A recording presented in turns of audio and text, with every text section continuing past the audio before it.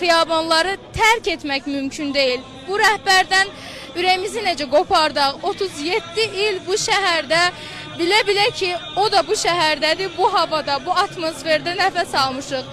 Hər çətin şəraitdə gözləmişik ki, şəhid rəhbərimiz indi efirə gələcək, bəyanat verəcək və bizə yol xəritəsi göstərəcək. Keçən müharibədə, 12 günlük müharibə başlayan andan səhər saat 4-də biz bilirdik ki, rəhbər efirə gələcək, danışacaq və bizə deyəcək ki, neyniyək? Qəlblərimiz aram idi.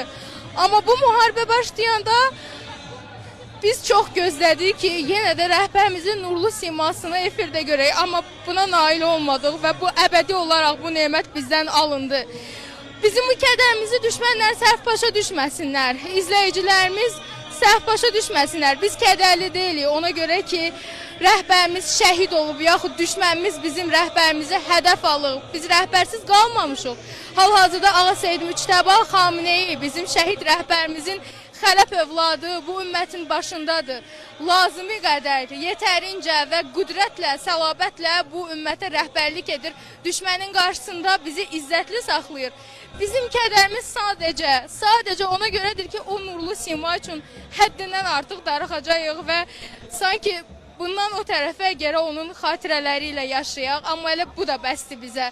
Bizim inancımızda, biz müsəlmanların inancında şəhidlərin nəfəsi, şəhidlərin duası dirilərin duasından daha yetərlidir, daha dərindir və daha effektivdir. Odur ki, biz düşünürük ki, bura qədər əgər İran xalqı biz düşmən qarşısında başucaydıqsa, bundan sonra min qat başuca olacağıq. Çünki bizim şəhid rəhbərimiz səmalardan bizi izləyir və bizim üçün dua edir və onun duası hər zaman bizi düşmənin qarşısında izzətli saxlayacaq. Xiyabanları tərk etmək mümkün deyil. Bu rəhbərdən ürəyimizi necə qopardaq? 37 il bu şəhərdə bilə-bilə ki, o da bu şəhərdədir, bu havada, bu atmosferdə nəfəs almışıq.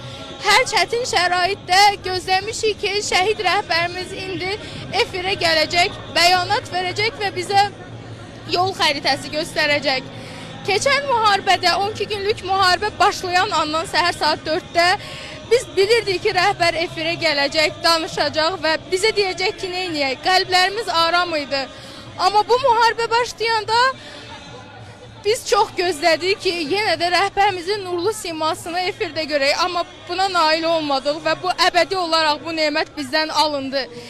Bizim bu kədərimizi düşmənlər səhv başa düşməsinlər. İzləyicilərimiz səhv başa düşməsinlər. Biz kədərli deyilik. Ona görə ki, rəhbərimiz şəhid olub, yaxud düşmənimiz bizim rəhbərimizi